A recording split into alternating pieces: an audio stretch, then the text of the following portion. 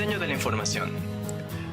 Según palabras de Robert Horn, el diseño de la información, o abreviado DI, es el arte y la ciencia de preparar información para que pueda ser usada con eficiencia y efectividad. En el International Institute for Information Design, el Instituto Internacional de Diseño de Información, nos dice que el diseño de la información consiste en definir, planear y dar forma a los contenidos de un mensaje y el ambiente en que es presentado con la intención de alcanzar determinados objetivos en relación con las necesidades de los usuarios. En este momento histórico, el diseño de la información está relacionado más que todo con el diseño de la información visual, pero podría en el futuro incluir el diseño de la información de otras maneras diferentes a las visuales. Más allá de las definiciones, es posible que la manera más simple de delimitar un área del conocimiento sea establecer su área de acción. En este caso en particular, podemos decir que todas las manifestaciones de esta área del diseño coinciden en su esencia con uno o más de los siguientes objetivos: desarrollar documentos que sean comprensibles y asimilables de manera que puedan traducirse en acciones efectivas, diseñar interacciones con equipos que sean fáciles de usar, naturales y tan placenteras como sea posible. Esto incluye solucionar muchos problemas de la interfaz humano-computador. Permite a la gente encontrar su camino en el espacio tridimensional con facilidad y confort, especialmente el espacio urbano, pero también, dados recientes desarrollos, el espacio virtual.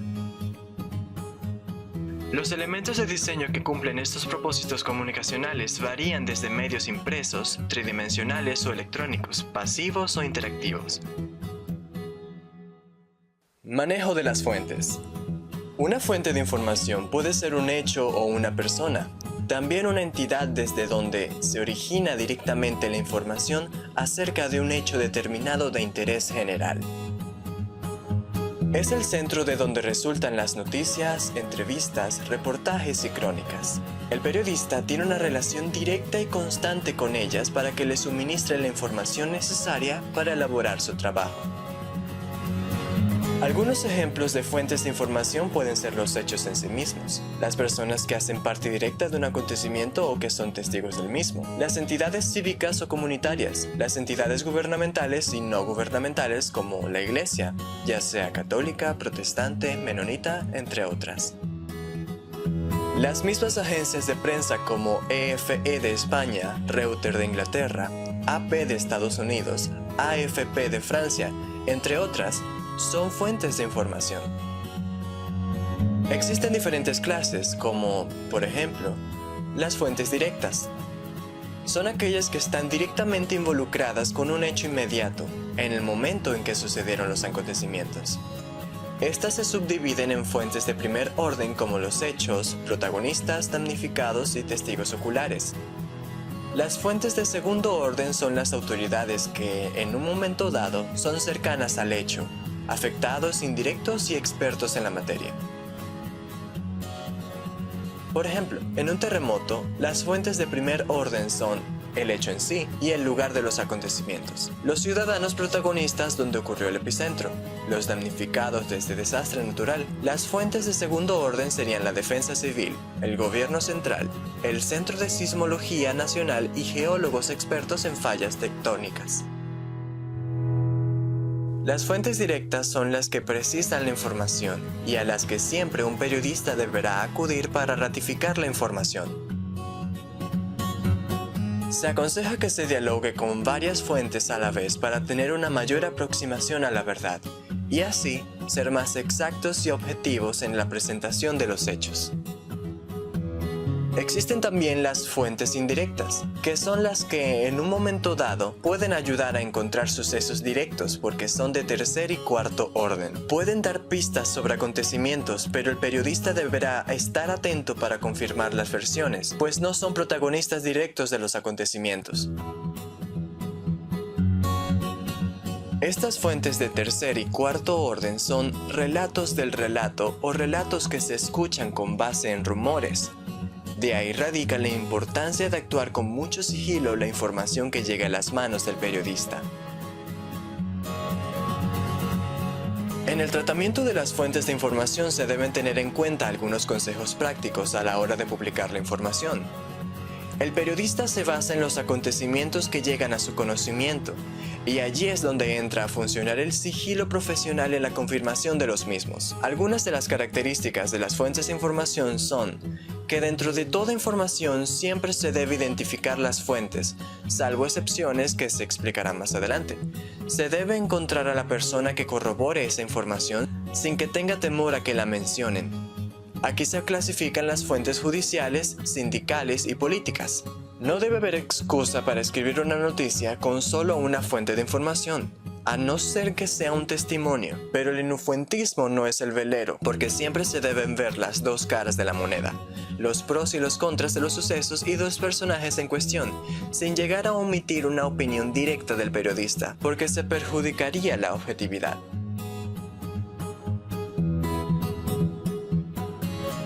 Existen unas fuentes denominadas off the record, cuyo tratamiento es de cuidado extremo porque son personas que saben de algún acontecimiento, pero le dice al periodista que no le publique su nombre, que se reserve la fuente.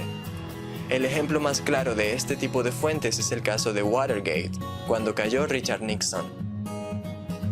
El escritor o periodista deberá escuchar a todas las partes involucradas en el hecho. Después deberá ser concreto en la publicación de los hechos por los límites que le impone el tiempo y el espacio. Las declaraciones textuales de un personaje deberán llevar comillas, porque son citas directas. Esas palabras deberán tener un alto contenido revelador que caracterice esa declaración. Ahora, las entrevistas. Una entrevista es un intercambio de ideas mediante una conversación que se da entre una, dos o más personas donde un entrevistador es el designado para preguntar. Todos aquellos presentes en la charla dialogan en pos de una cuestión determinada, planteada por el profesional. Muchas veces la espontaneidad y el periodismo moderno llevan a que se dialogue libremente, generando temas de debate surgidos a medida que la charla fluye. Una entrevista es recíproca, donde el entrevistado utiliza una técnica de recolección mediante una interrogación estructurada o una conversación totalmente libre. En ambos casos se utiliza un formulario o esquema con preguntas o cuestiones para enfocar la charla, que sirven como guía.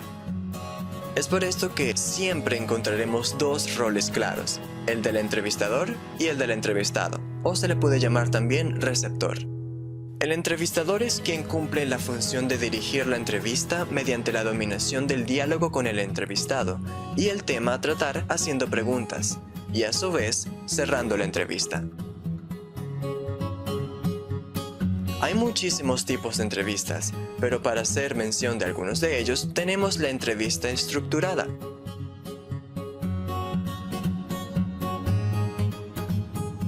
En el primer caso hablamos de una entrevista formal y estructurada, que se caracteriza por estar planteada de una manera estandarizada, donde se hacen preguntas que previamente fueron pensadas y para un entrevistado en particular que responde concretamente lo que se le está preguntando. Por esta razón, el entrevistado tiene una libertad limitada a la hora de formular las preguntas, pues no pueden nacer de la entrevista en sí misma, sino de un cuestionario realizado de antemano.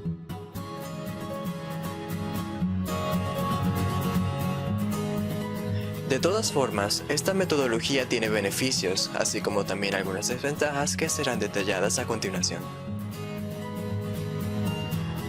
Entre las ventajas de esta tipología podemos mencionar que la información es fácil de interpretar, favoreciendo el análisis comparativo. El entrevistador no requiere tener mucha experiencia en la técnica, ya que es cuestión de seguir el cronograma de preguntas. En cuanto a las desventajas, podemos mencionar las limitaciones a la hora de profundizar un tema, que puede surgir en la entrevista, ya que, al no permitirse que el diálogo fluya naturalmente, es muy complicado que estas cuestiones se den.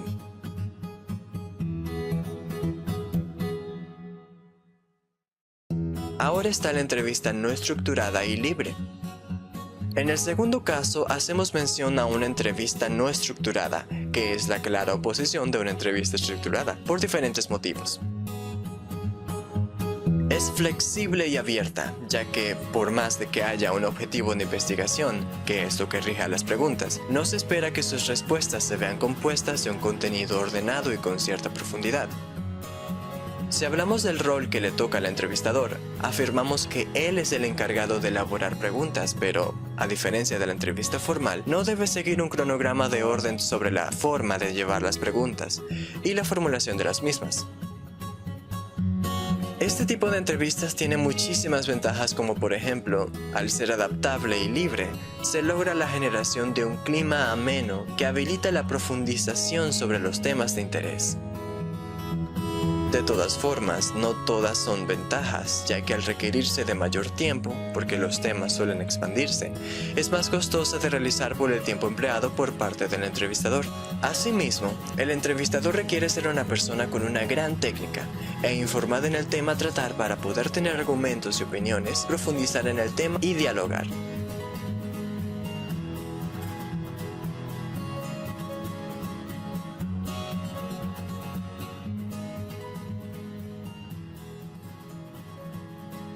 Ahora trataremos un tema muy importante que son los derechos de autor, pero debemos tener claro algunos temas antes de comenzar.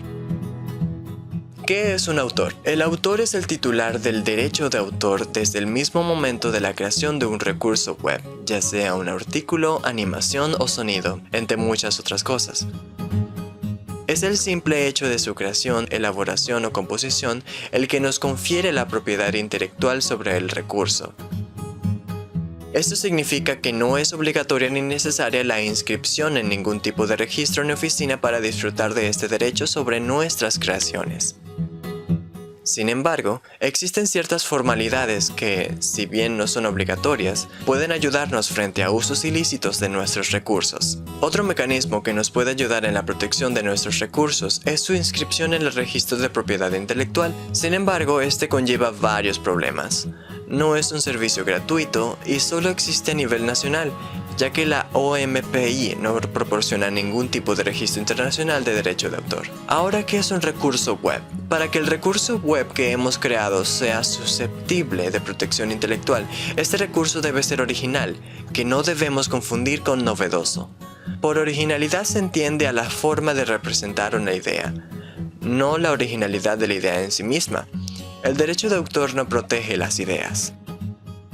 En la web se consideran recursos objeto de protección por el derecho de autor a las animaciones, videos, sonidos, recursos musicales, textos, códigos o fuentes, iconos e incluso logos y gráficos.